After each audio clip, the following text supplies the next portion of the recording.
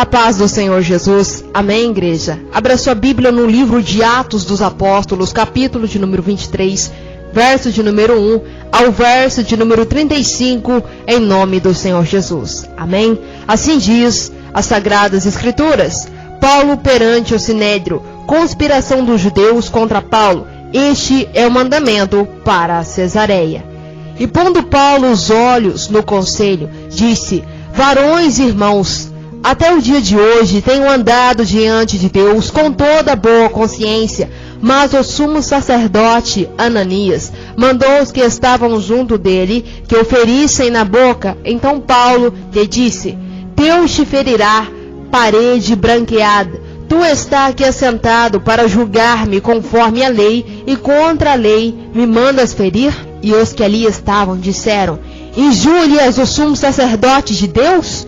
E Paulo disse: não sabia, irmãos, que era o sumo sacerdote? Porque está escrito: não dirás mal do príncipe do teu povo. E Paulo, sabendo que uma parte era de saduceus e outra de fariseus, clamou ao conselho: varões e irmãos, eu sou fariseu, filho de fariseu. No tocante à esperança, à ressurreição dos mortos, sou julgado. E havendo dito isto, houve dissensão entre os fariseus e saduceus, e a multidão se dividiu. Porque os saduceus diziam que não há ressurreição, nem anjo, nem espírito, mas os fariseus reconhecem uma outra coisa, e originou-se um grande clamor. E levantando-se os escribas da parte dos fariseus, contendiam, dizendo: nenhum mal achamos neste homem. E se algum espírito ou anjo lhe falou, não resistimos a Deus. E havendo grande dissensão ao tribuno, temendo que Paulo fosse despedaçado por eles, mandou descer a soldadesca para que o tirassem ao meio deles e o levassem para a fortaleza. E na noite seguinte, apresentando-se-lhe o Senhor, disse: Paulo, tem ânimo, porque como de mim testificasse em Jerusalém, assim importa que testifique também em Roma. E quando já era dia, alguns dos judeus fizeram uma conspiração e juraram, dizendo que não comeriam e nem beberiam enquanto não matassem a Paulo. E eram mais de 40 os que fizeram esta conjuração. E estes foram ter com os principais dos sacerdotes e anciãos e disseram: conjuramo-nos sob pena de maldição e nada provarmos até que o mataste Paulo. Agora, pois, vós com o conselho rogai ao tribuno que vô-lo traga amanhã, como querendo saber mais alguma coisa de seus negócios. E antes que chegue, estaremos prontos para o matar. E o filho da irmã de Paulo, tendo ouvido acerca desta cilada, foi e entrou na fortaleza e anunciou a Paulo. E Paulo, chamando a si um dos seus centuriões, disse: leva-me este mancebo ao tribuno, porque tem alguma coisa a lhe comunicar. E tomando ele, o levantou o tribuno e disse: o preso Paulo, chamando-me assim, rogou-me que trouxeste este mancebo, que tem alguma coisa a dizer-te.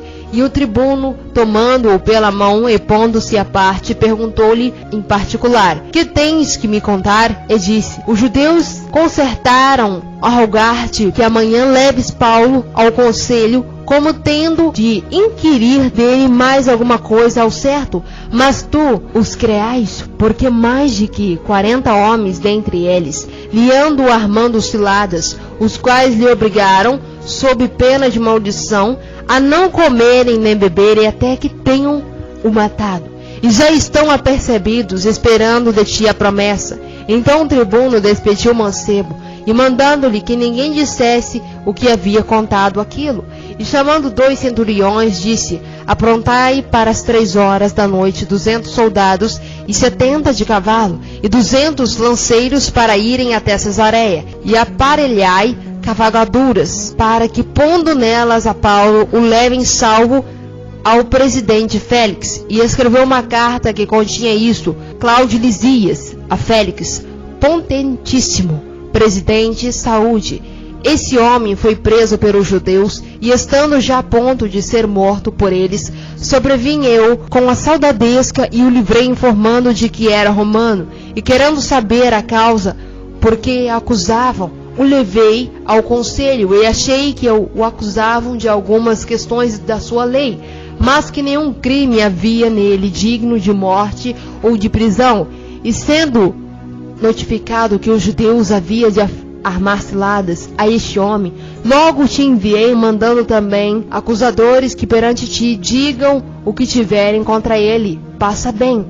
Tomando, pois, os soldados a Paulo, com eles fora mandado, e o trouxeram de noite a Antipátride. E no dia seguinte, deixando aos de cavalo irem com ele, tornaram à fortaleza, aos quais logo chegaram a Cesareia, e entregaram a carta ao presidente, e lhe apresentaram a Paulo. E o presidente lida a carta, perguntou de que província era, e sabendo que era de Sicília, disse: ouvir-te-ei quando também aqui vierem os teus acusadores, e mandou que guardassem no pretório de Herodes. Amém? Este capítulo, amados, desde o verso 1 até o 3, nos diz sobre te ferirá a parede branqueada. A parede branqueada é aquela que leva uma fina camada de tinta para esconder a sujeira e parecer mais limpa. O fato de Ananias ter mandado alguém fazer o seu trabalho sujo não absolveu-a da culpa do seu ato. Ananias mereceu essa repreensão porque não podia ter mandado alguém esbofetear a Paulo. Nenhum israelita podia ferir a outra na face. Levíticos capítulo 19, verso 15. Não sabia, irmãos, que era o sumo sacerdote?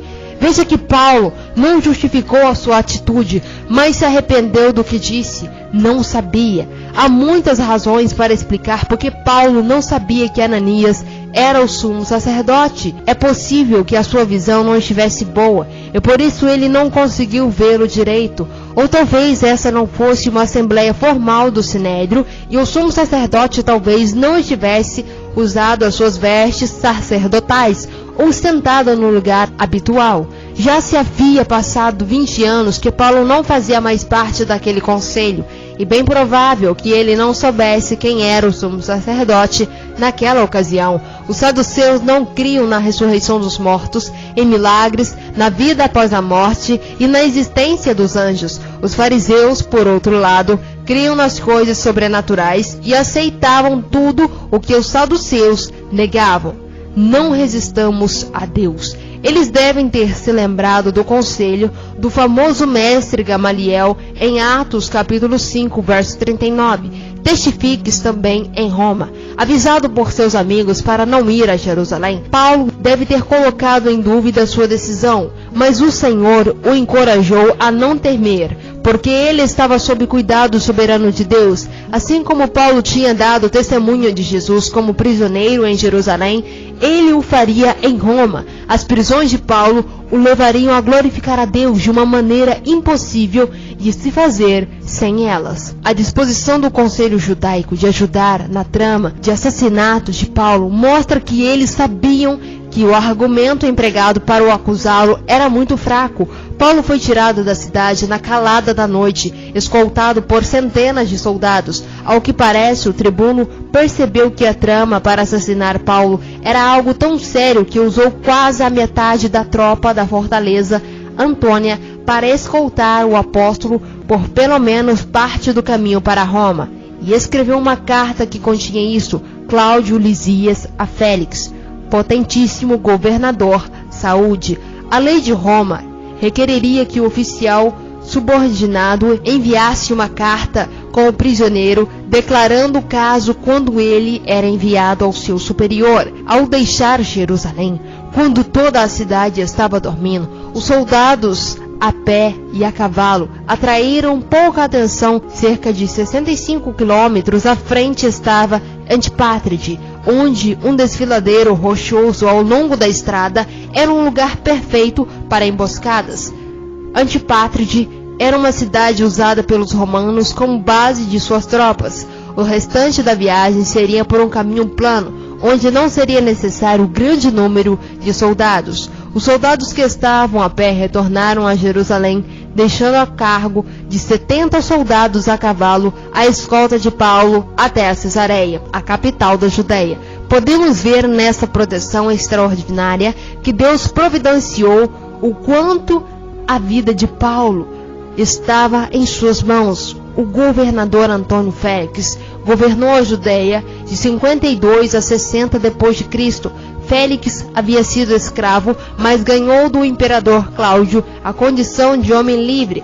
Como o irmão de Félix era amigo do imperador, sua carreira política despontou. Embora ele não fosse muito popular entre seus pares, Félix era conhecido por se envolver com todo tipo de libertinagem, tanto que o escritor Tácito o descreveu como alguém que exercia o poder de rei com o caráter de um escravo. Ele era da Sicília. Depois de ler a carta que recebeu de Jerusalém, Félix quis saber de que província era Paulo, e quando soube que era da Sicília, ele decidiu ouvir o caso, porque a lei civil da Sicília não exigia que os cidadãos fossem enviados para serem julgados ali. O pretório de Herodes o Grande fora construído para ser uma residência oficial, mas tinha celas para prisioneiros. João capítulo 18, verso 28, Filipenses capítulo 1, verso 13. Amém? Esta foi a palavra do Senhor neste áudio. Eu agradeço a oportunidade em nome do Senhor Jesus. Que a graça e a paz do Senhor, amados, esteja sempre com cada um de nós, em nome de Jesus Cristo. Amém. E graças a Deus.